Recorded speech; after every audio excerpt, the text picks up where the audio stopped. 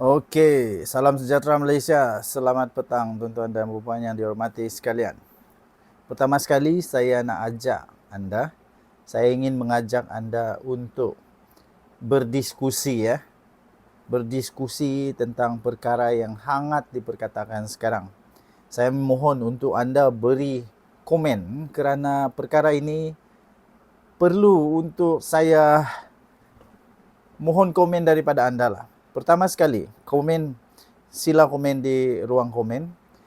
Pertama sekali, persoalan saya yang pertama tentang isu rasuah melibatkan bekas Perdana Menteri ke-9 Malaysia iaitu Datuk Seri Ismail Sabri Yaakob.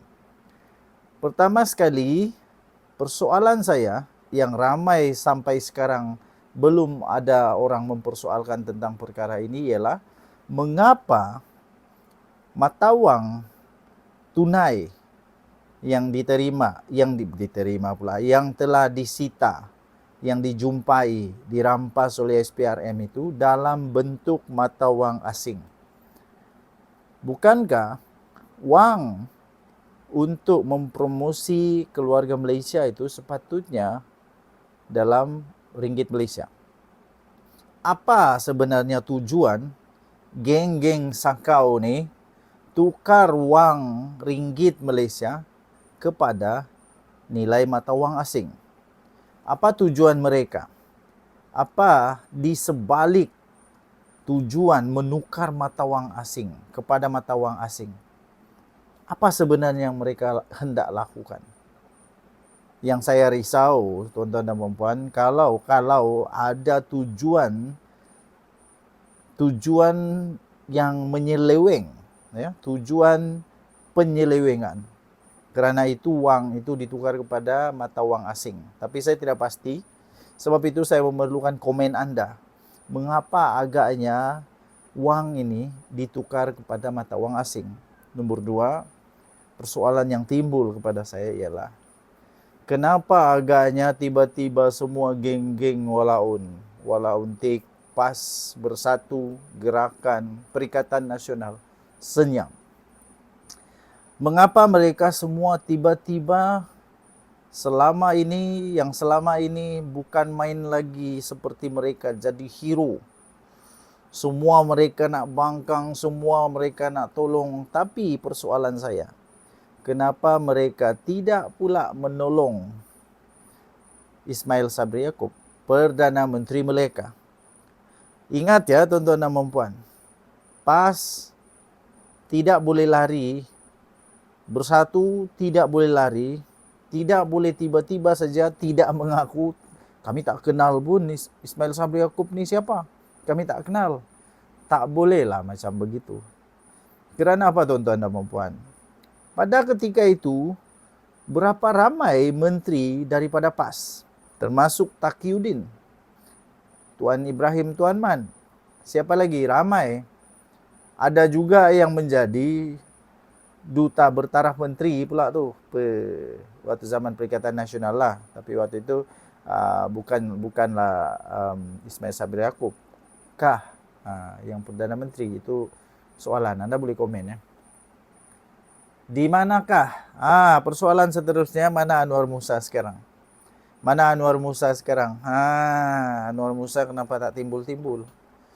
Kalau tak silap saya, betulkan kalau salah ya, betulkan kalau salah.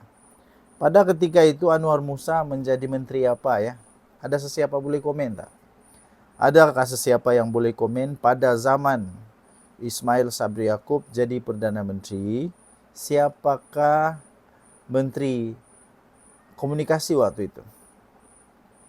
Apa peranan, apa tugas, apa kementerian yang dipegang oleh Anwar Musa? Kenapa tiba-tiba Anwar Musa senyap habis dalam kes ini? PAS pun senyap. Lagi satu, Dr. Akmal pun senyap. Kenapa dia tidak cuba untuk bangkit, bangun dan backup lah orang kanan UMNO ni. Takkan pula senyap begitu saja backup. Tapi dia tak backup pula. Ya, kenapa? Dan mengapa Soalan seterusnya, mengapa sehingga terjadi kejadian begini, tidak ada tindakan daripada bekas Perdana Menteri ini, Ismail Sabri Yaakob, untuk mengembalikan wang tersebut kepada kerajaan? Kenapa? Bukan sekejap, bukan setahun nih, bukan setahun. 2 tahun. Sudah 2 tahun daripada saat dia digugurkan. Nah, saat dia letak jawatan lah, bukan digugurkan lah. Sejak dia letak jawatan sebagai Perdana Menteri, sudah 2 tahun, barulah benda ni keluar. Kenapa tidak ada usaha daripada Ismail Sabri Yaakob, Perdana Menteri Malaysia kita yang ke-9? Kenapa tidak ada usaha untuk mengembalikan, untuk mengembalikan wang tersebut kepada kerajaan? Bukan sedikit wang ni, 170 juta tu. Lepas tu ada jengkong emas lagi bernilai kira-kira 7 juta. Bukan sedikit, banyak. Apa tujuan diperdiam-diamkan? Kenapa tiba-tiba disenyapkan saja? Saya fikir Datuk Seri Ismail Sabri Yaakob tahu prosedur dia, yaitu perlu dikembalikan kepada kerajaan, kepada negara semula wang yang lebihan. Ya, sebab itu bukan milik parti. Itu bukan milik parti. Itu bukan milik Perdana Menteri. Itu bukan milik persendirian, bukan. Itu milik negara. Jadi patut dikembalikan. Itu yang menimbulkan tanda tanya tu. Jadi banyak tanda tanya mengapa ini berlaku. Ya. Nah, saya harap pula orang-orang PAS tidak pula menuduh, orang-orang Bersatu tidak pula menuduh orang-orang Perikatan Nasional lah. Janganlah tuduh pula Datuk Seri Anwar Ibrahim kata kejam ke. Kenapa? Takkan benda begini nak tutup sebelah mata? Takkan benda begini nak tipu rakyat juga? Takkan benda begini kita nak teruskan berlaku kepada generasi yang akan datang? Takkan generasi kita yang akan datang masih mau politik yang penuh dengan korupsi dengan orang-orang berkurap di Malaysia? Takkan kita mau tengok begitu lagi?